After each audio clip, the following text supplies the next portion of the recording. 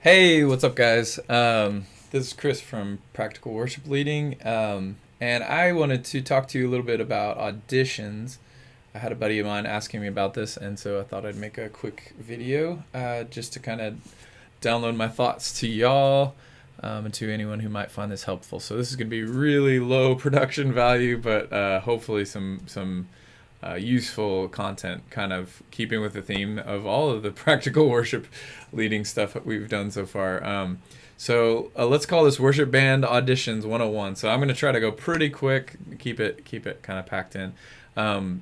So this is the idea of what do you do to actually have a process in place for new musicians, people who want to be in the band, new singers, new vocalists. And what do you do with them? How do you walk them through seeing if they're a good fit for the team, having some sort of standard for who can and can't be on the team or should or shouldn't be on the team? And so one of the things I just wanted to say right there at the top, you can see this is kind of one of the philosophies I have is, and that I keep in the back of my head, is that the idea that excellent artists are attracted to beauty and potential, not a burning building. So what this means is, for me, is kind of we have to keep the bar at a certain height of excellence, because if you're a great musician, say, and you come to a church and you see just everything falling apart and it's really not great, it would be awesome if those excellent musicians would say, hey, man, I can really make a big difference. I'm going to dive in. There's a few of those out there. But in general, that's something they don't want to attach themselves to. And so there's this idea of, like, especially if you're not at a place in your church where you can pay musicians, one of the best payments they can receive is the chance to play with other good musicians. And so even if you're a small church starting out, that can be a really important thing to put in place at the get-go. Is we need to have a standard of excellence in order to continue to build on that and to draw in excellent people and make great art for the glory of God and for the good of His people. And so that's probably enough said about that. I'm sure we could have a long conversation in person about the goods and the bads of that, but that's just something I like to keep in mind. So as far as the actual process goes, here I have it listed out of what I do. This is definitely not the perfect way to do everything, but it's what I do. And so if you have nothing, here's just a kind of a glimpse into what I do. So the first thing I do is I keep a list of potential band members that I've heard about or talked to. I do that in Planning Center. There's a thing called workflows. So I actually have a workflow where I'll put people's information in and walk them through this process here. But the first thing is just, man, you got to keep track of who's there. I like to have relationships with any artists or musicians in our church, if at all possible, at least know they're here. And so we have a Facebook group, and so even if they're not in the band necessarily, I want to know about them and kind of keep some connection to them if I can. So, but I keep a list of these names. Also, when I hear or if I talk to them or reach out to them, or if they come to me, the first thing I do, this is silly, but I ask them to email me. And that's really like are they going to follow through? Is this something they've actually thought about? Or are they just inspired on a random Sunday morning and they're willing to take a risk, but they're not going to actually follow through on Monday? So that's kind of a super low bar, but I value that. If they're not willing to email me back or send me an email to get the process started, then that's kind of a yellow flag for me. So once I get an email from them, I go here to this third step. I send them an application. So I have this application. Again, I'll give you the link to this down below in the description, but let's go here. So this is what our application looks like. So it kind of has this opening paragraph. Here's the application process. We fill out the app with the link at the bottom of this page. We're going to schedule an audition, and then you're gonna go into a trial period. And then I kind of lay out the time commitment and expectations. I won't look at this too long. Again, I'm going to give you the link in the description for you to look at. So I send this to them. I send an email to them, and in the email I have this link, and I just say thanks for being interested in serving. Take a look at this. Let me know if you have questions. So then they end up here. They read through this, and then there's this little Google form I've made. So this is in Google Docs, by the way. This is a Google Doc, so I can share it with them. And then this is a Google form I built. If you have a Gmail account or a Google account, this is all free. So this is what our application looks like. So I have just their basic info. What instruments do you play?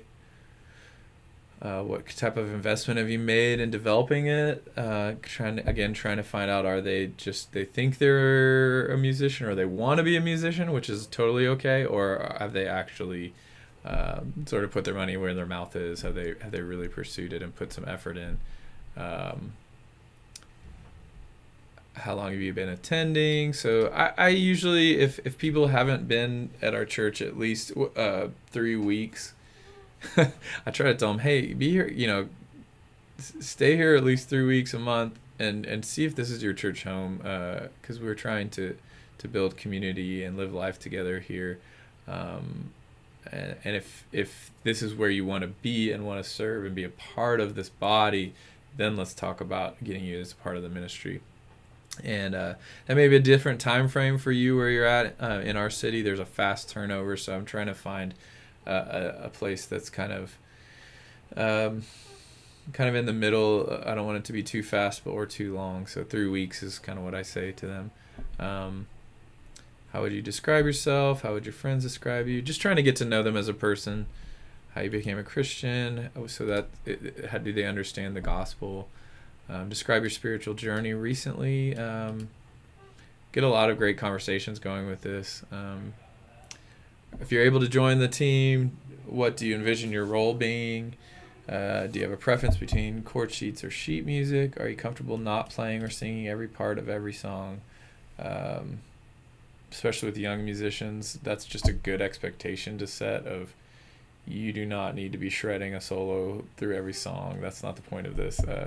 So that gets them thinking in that right direction. Are you willing to study, listen, and prepare outside of worship team rehearsals? Never had anybody say no, but again, it's setting expectation.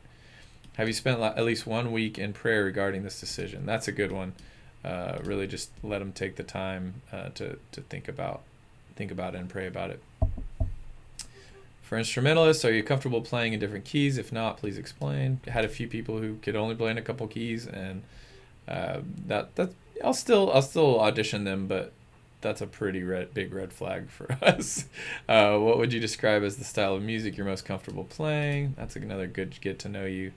Do you have the instrument, man? Yeah, there's lots of people who just don't have the instrument, and then you got to decide, can you provide it for them?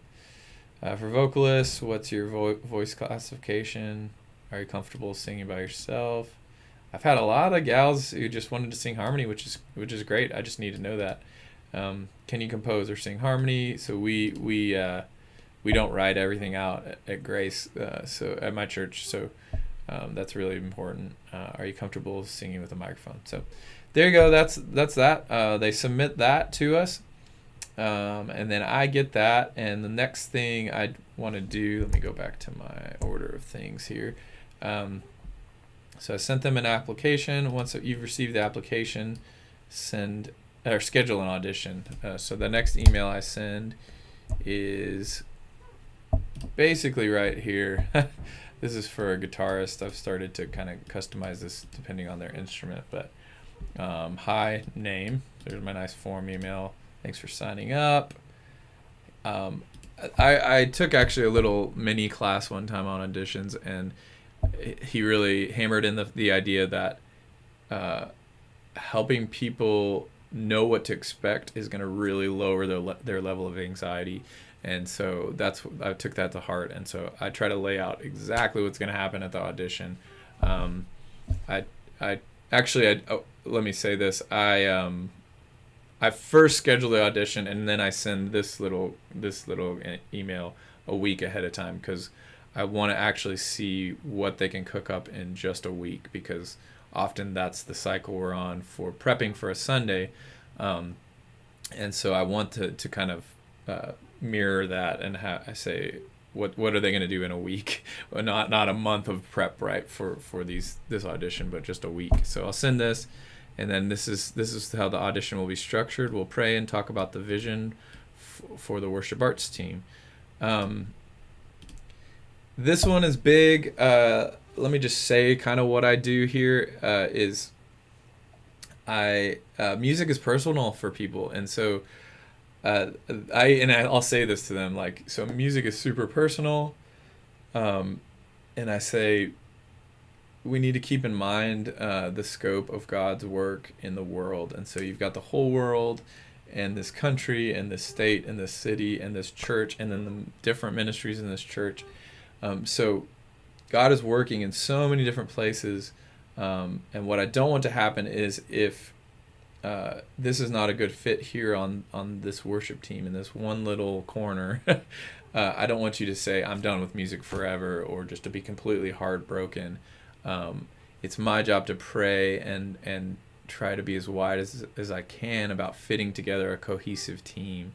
And so I usually use the example of we could have a world famous opera singer come and audition, and they would probably not make the team for many reasons. Maybe their range is outside of my range. It doesn't fit with what I'm singing.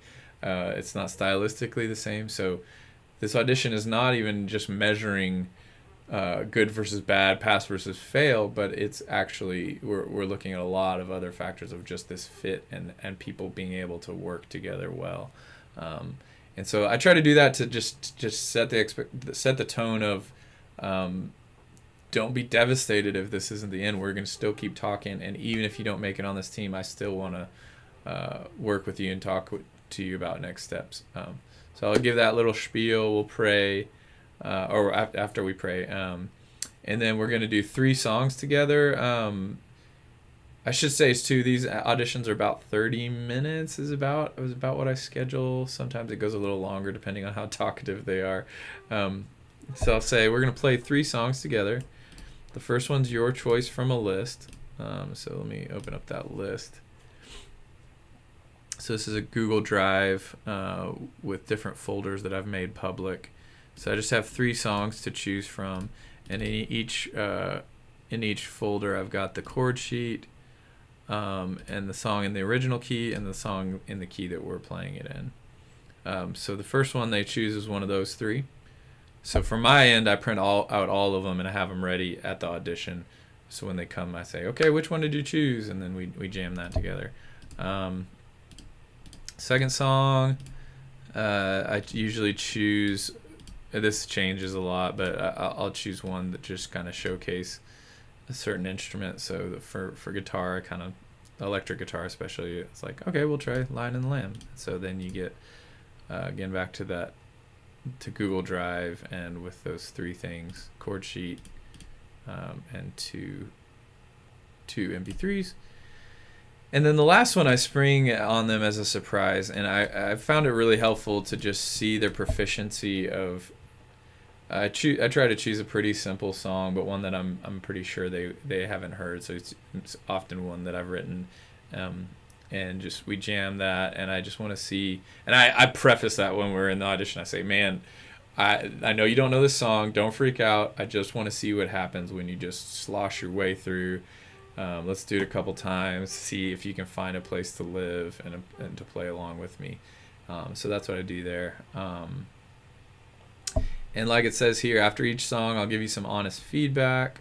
So I try to say, hey, here's what I liked, here's what I was hearing, good tone, good rhythm, but then a lot of times, so electric guitar, I just had a few guys try out who had no pedals and really bad tone, and so I was like, okay, I can tell that you know what you're doing on a guitar, but we've got to get you some pedals or multi-effects pedal or something to get some tone. How can I help you with that? And then at the end, I try to, again, be honest. In general, like, is this seeming like it's going well? Does it seem like it's not? I ask them what they think, and that's great. And then if I think it's going to be a no, I usually will say, um, hey, let me get back to you. I'm going to pray and think about it. Sometimes I've had people who were pretty weak musically, but I prayed about it, and I felt this need to disciple them and see what we could do, and just use this as a chance to connect and disciple them, and that's been really huge. So if I feel I don't usually say no in the audition. I will possibly say yes and be like, man, I'm excited to see what happens. Let me think about this, and I'll get back to you with next steps. But that's kind of what I'll say at that point. So again, this is the email I send to them. That's what the audition looks like. Trying to think if there's anything else that might be helpful to y'all. I think that's pretty much it. So that's what my process looks like.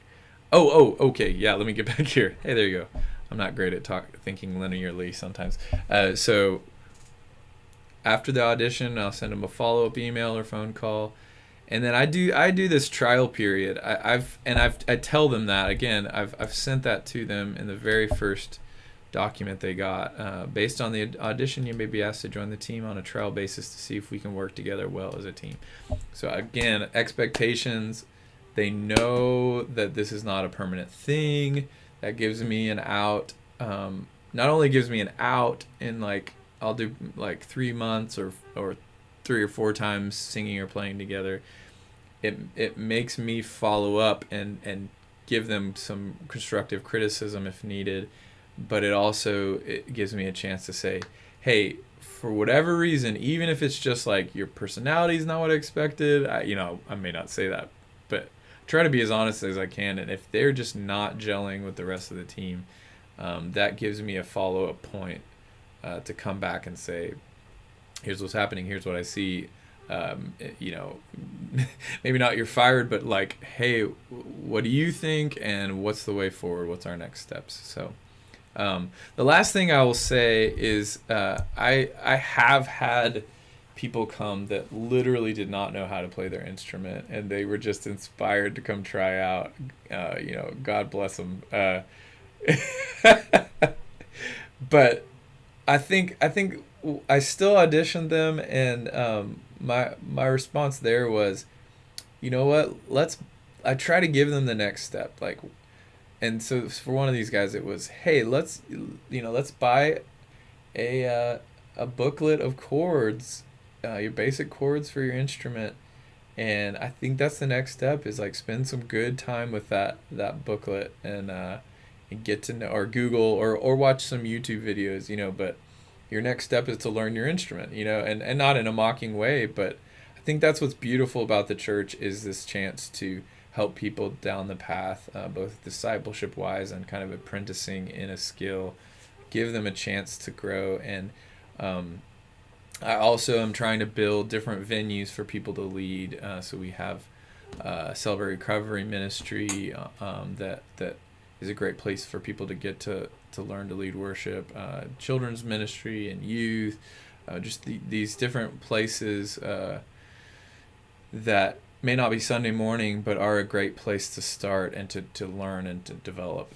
So those are some other things that are kind of surrounding this process in the cloud. So I hope that's helpful to you guys. And yeah, if you have any questions, man, I haven't really thought how you can follow up. That's a good, I guess, comment below. Maybe I'll get an email set up so you can actually send me some questions. But again, I'll put the links to these documents, and I hope you found it helpful. Have a good one.